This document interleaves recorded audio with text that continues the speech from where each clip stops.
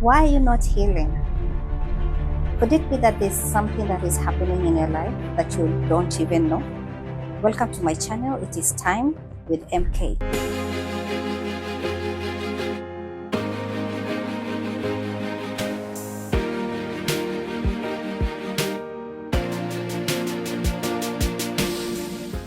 Now, I want us to talk about something that happens in our lives without us really noticing it. It's very subtle, or maybe we just ignore it and it triggers.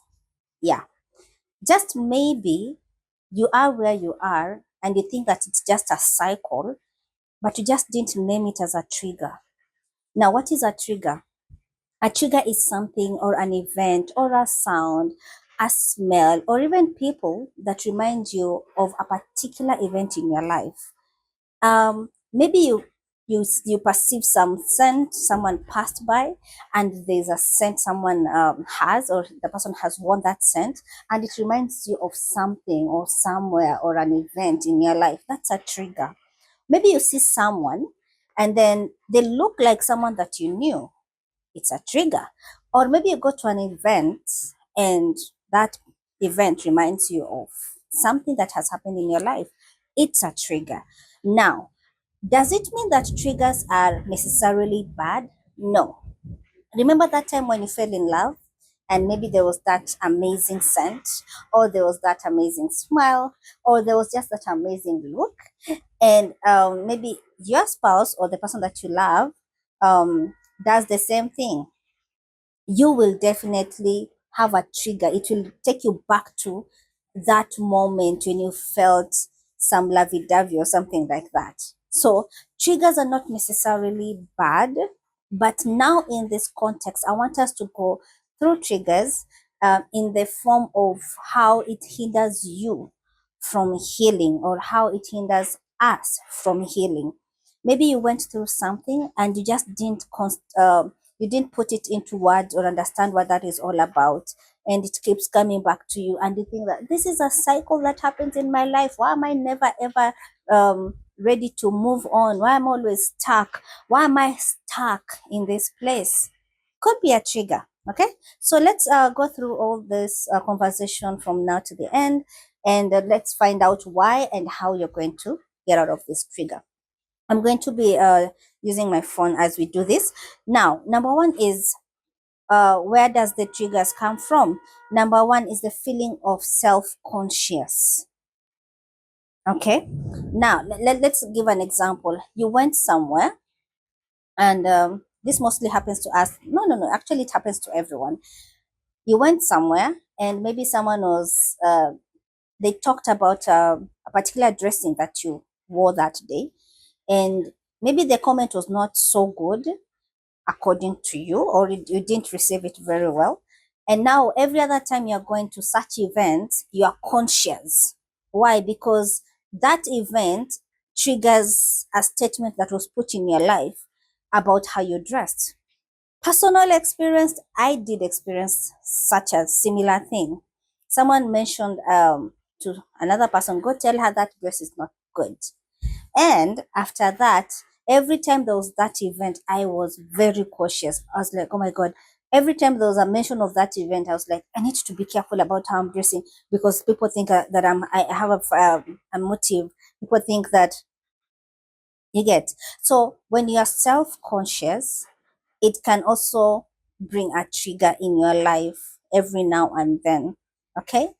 Number two, when you're feeling like we are controlled, who's in this box? Yeah. So maybe you had a very bad experience with someone and they controlled you, or they used to make you not feel content in your own space, something like that. I have that similar event. And now, because of that event, you feel like the other person in your life, mostly in relationship, when another person in your life comes in, you feel like what the other person did, this other one is doing it, just maybe because they mentioned something or they did something that is close or similar to what the other person did. Only that this person might not really have the intentions of controlling you. And because you are afraid of the control, what happens is you you want to push back, and you're like, oh my god, I don't want this person to control me the way the other person controlled me. It's a trigger. It's not that you are the bad person or the worst person in the, no, no, no, no, no, you're good. Only that the event with the other person, or what they did, makes you feel like, uh-uh, I can't do this. And in this case, you'll end up losing relationships. When I talk about relationships, I'm not just putting it on the boyfriend, girlfriend, or spouse, but even friends. Because maybe another friend was controlling, you feel like this other friend is also the same. So you might need to maybe check out on that. Another thing is when you're feeling like you're being taken advantage of. Many of us are here.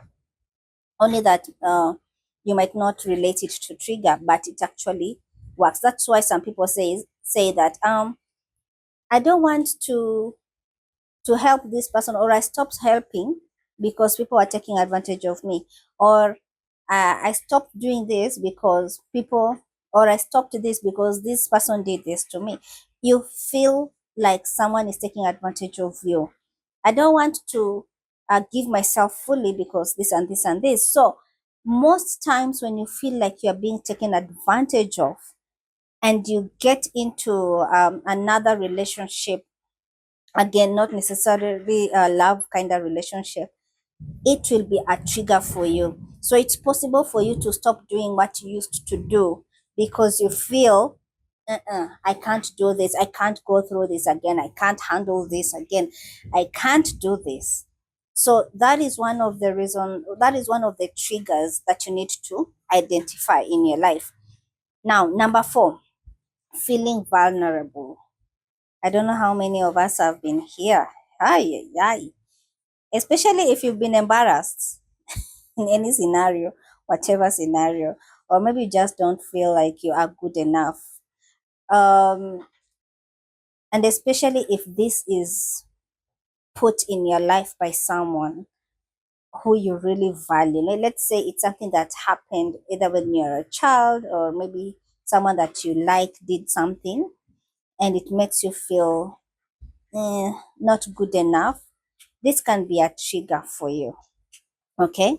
So watch out for that as well when you're trying to figure out where does triggers come from. Now, number 5, relationship experiences.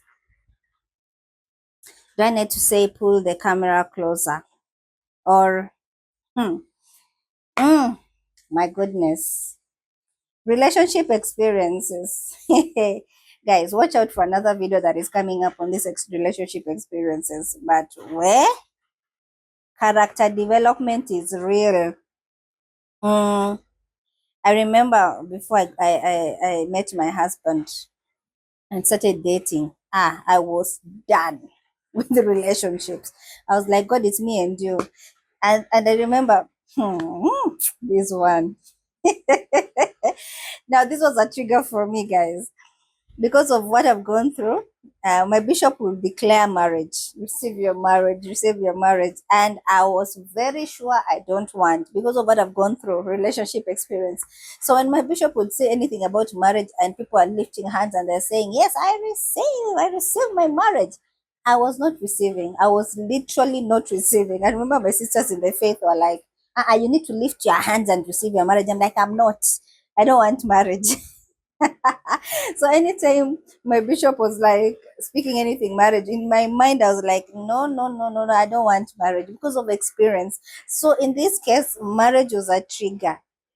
That word, anything relationship, I didn't want it at all. So yeah, character development. I don't know what happened to you, but you can leave it at the comment box. What was your trigger? What is your trigger? If you can at least come to understand your trigger. Now, another thing is boundary concern. Now, this is something that is now becoming a topic out here, majorly because people step into your spaces without your permission. When I mean spaces, I just don't mean your house. I mean even just your values as a person. Like, this is what I value, this is not what I value. I remember I had a conversation with a sister, and she was telling me about how someone else was coming in to tell her about a particular thing. and for her, she had healed from it. So this one is coming in with their pain, bringing in to another person that is already going through some her own healing. And I was like, my dear, you need to stop giving these people your space. You need to stop giving them your time in that area. People need to draw lines. I mean, if it's your friend and that is Saturday and Saturdays are for you and your family, let your friend know that Saturdays are for you and family. If it's maybe you don't go to a particular place, let it be clear that you don't go into those places. Otherwise, people will just try and pull you into their own emotional things, pull you into their own things, and it's going to crush you. It's going to crush you. And if you don't put these boundaries, if they keep piling up, they're going to be triggers for the next people that are going to be in your life. So it's good that you mark your boundaries, and if you have, put concrete walls. Don't put the barbed wires. Let them not come in your space. It's just as clear as that. Number 7, fearing what might happen. Now this one, let me give you an example.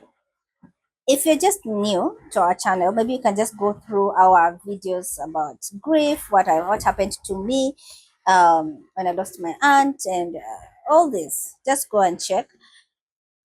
What happened to me is still a trigger in my life. When there is a burial, or when I hear someone is dead, or maybe I hear someone has a worst case um, sickness, disease, or something like that, it's a trigger for me. Whenever I hear someone is very sick, it's a trigger because it takes me back to my aunt immediately who died.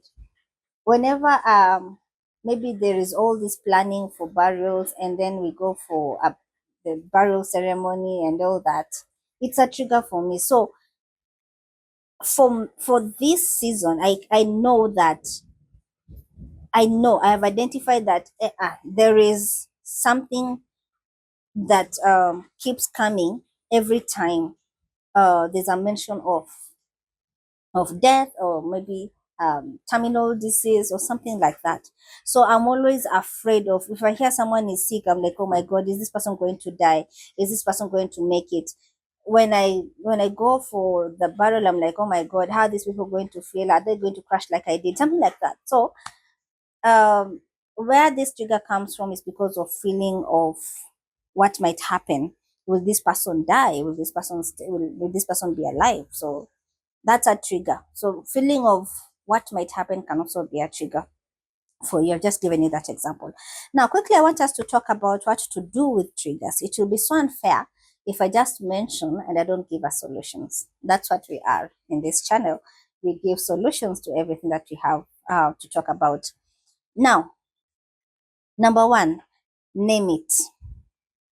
Uh, why do you need to name that trigger? Let me say, like now, the fearing of what might happen.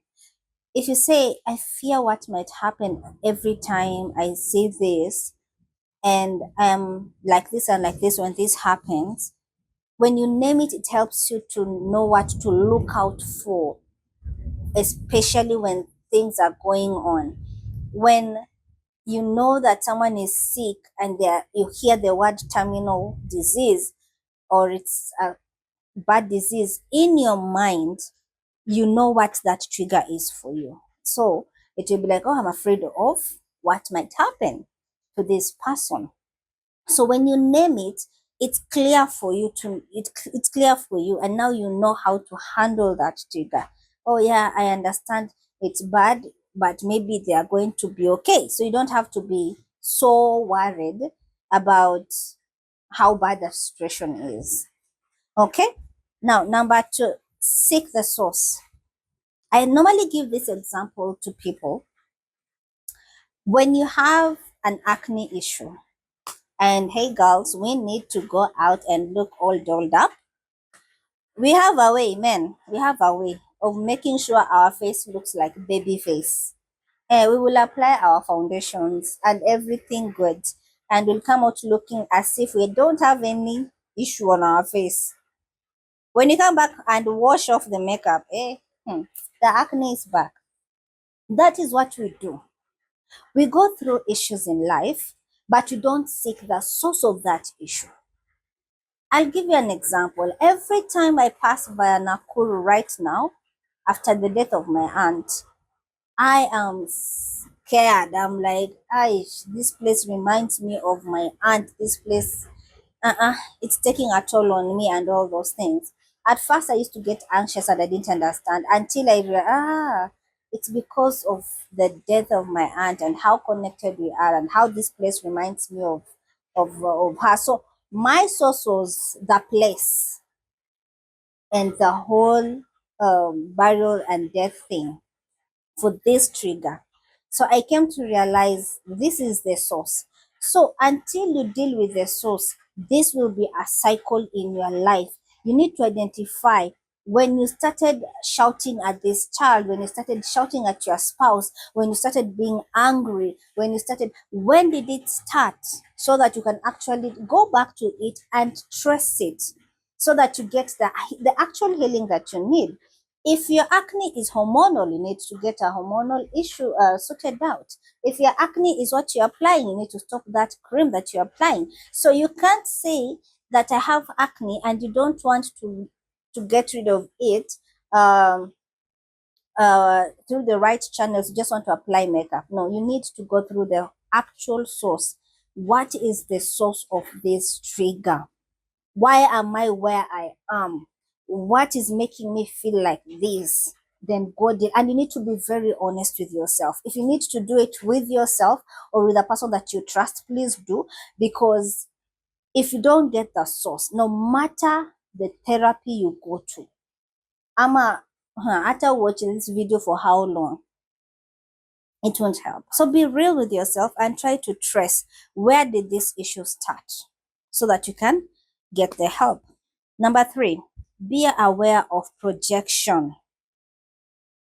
Most of the time when you're going through issues, it doesn't have to be really big. Maybe you're just having a bad day and someone else comes and says hi, and like, I don't want to hear people saying hi to me. You're projecting whatever is going on in your life to the next person. So you need to be aware of when you are triggered, what do you do to other people? How do you project whatever you're feeling to other people? Are you hurting them? Are you messing them up? Are you destroying your relationship?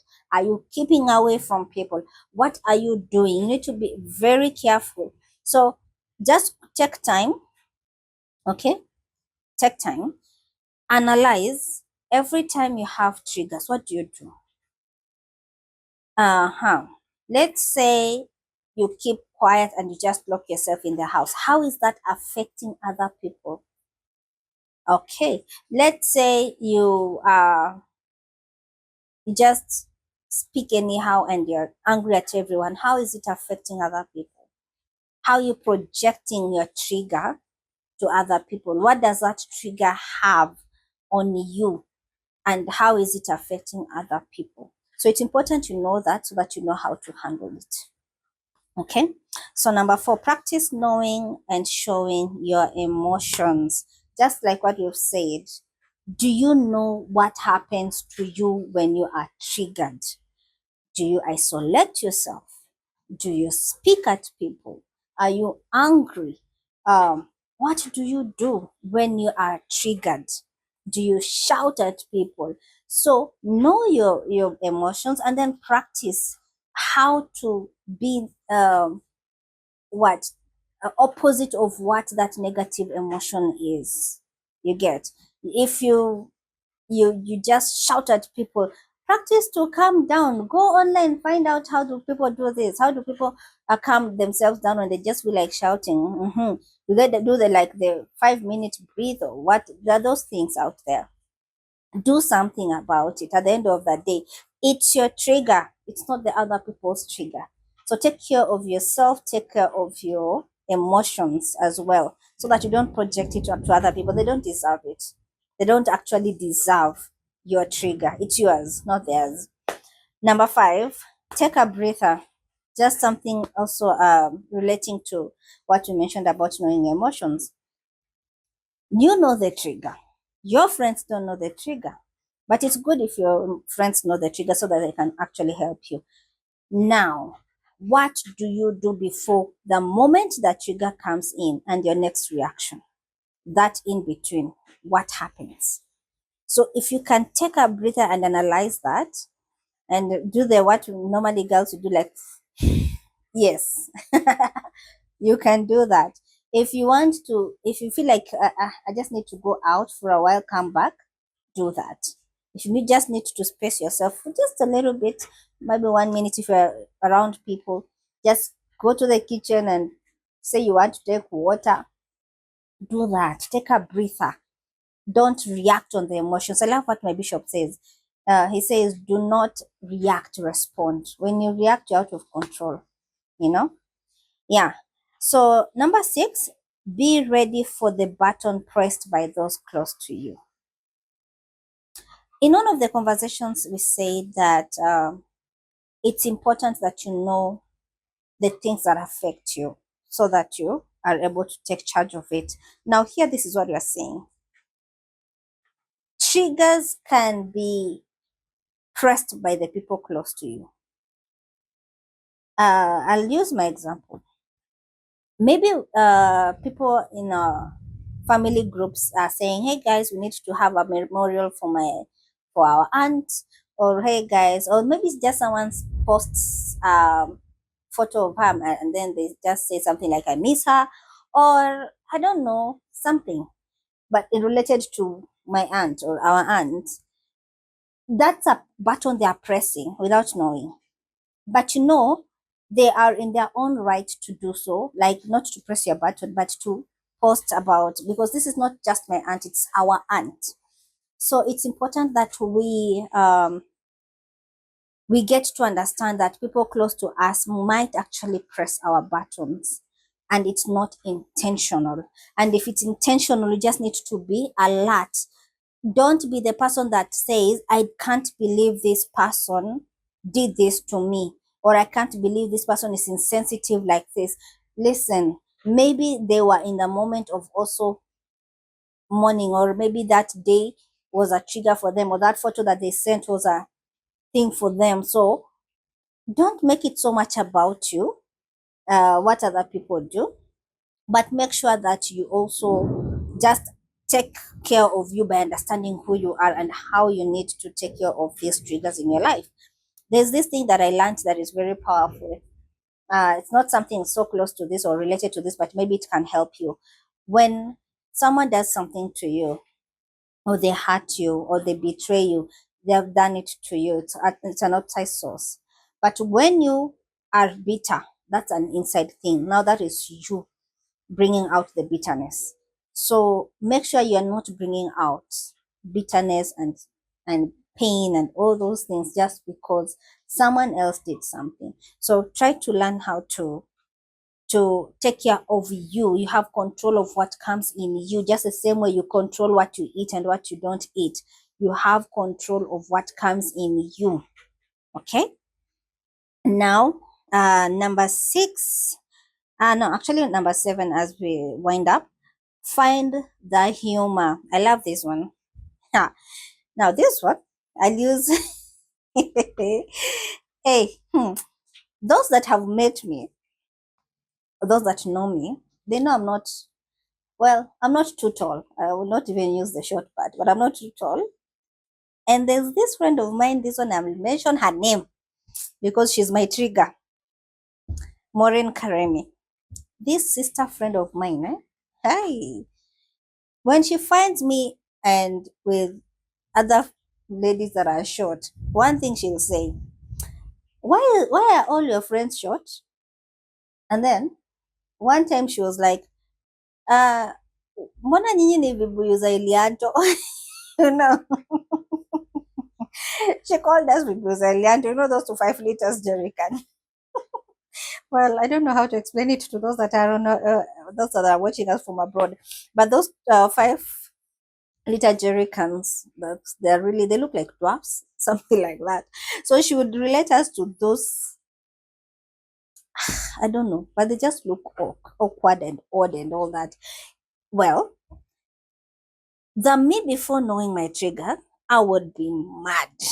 And there's this thing they say that short people are the angry people. They are the most angry people. I don't know, but wait a minute. Did you just call me a jerry can of cooking oil? You know? So most of the time this will be really hurting. But I came to understand, wait, this is my height, and I can actually do something about it. I can buy heels and be a little bit taller, and it's okay. It's my height. If you have a problem, deal with it. But it's me. That is how God wanted me to be. So I came to that term of I am okay, and I don't need to try to be someone else just because every other person is saying you're short, you're short. Nah, you continue being tall, it's okay. I am short, it's okay. I actually now make jokes about it. You should see how I post about uh short people on Facebook. Oh my goodness, on my social medias. When I find a joke about short people, I'm the one posting it because I'm okay with my height. I'm actually laughing about how people are making jokes about us. And I keep saying it, where jua hali ya huko juu, mimi najua hali ya huku chini. I'll tell you how it feels down here. You tell me how it feels up there. I'm not bothered. And I'm not even going to be killing myself with heels every now and then to be tall. I will put on flat and I'm okay. You get? So I found the humor in it. So when she's calling us jerry cans, I just laugh. Like, you will not even tell me that again, and you laugh about it. So find the humor in it.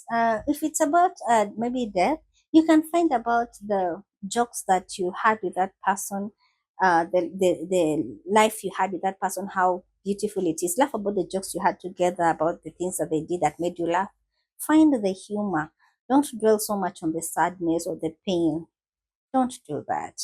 Okay? Don't, like my friend Naomi says, don't carry that thing as a badge of honor. Don't try to show people how miserable you are. You can actually be okay and stay okay. Now, the final one for today does not mean that this is all that you need. You can just go and do your own research. But for today, I keep saying this as I wind up. Seek help. If you have someone to talk to, look for them. If you feel like you want to talk to us, you can talk to us. At it is time. No, info it is time at gmail.com. You can do that. If you want to write it in the comment section, do that. Look for help one way or another. It won't hurt. It will actually do you great, and it will better your life. It will make you free from this chain.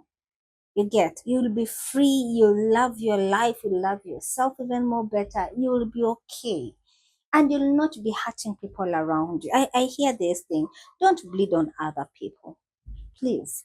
So, whatever you do, identify what is triggering you, what is making you not heal, because you'll be surprised. You're not healing because there's a trigger that keeps coming up, and until you notice that trigger, it's going to take time. And I'm telling you, triggers last longer than the actual event.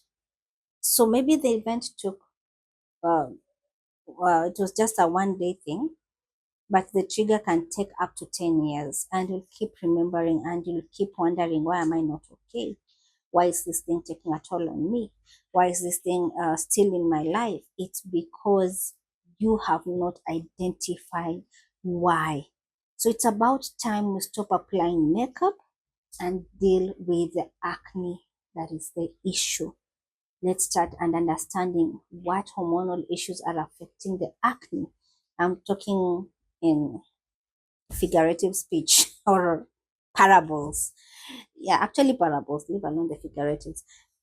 I'm talking in terms of parables. Try to understand the root cause of why you are triggered so that you don't bleed on other people.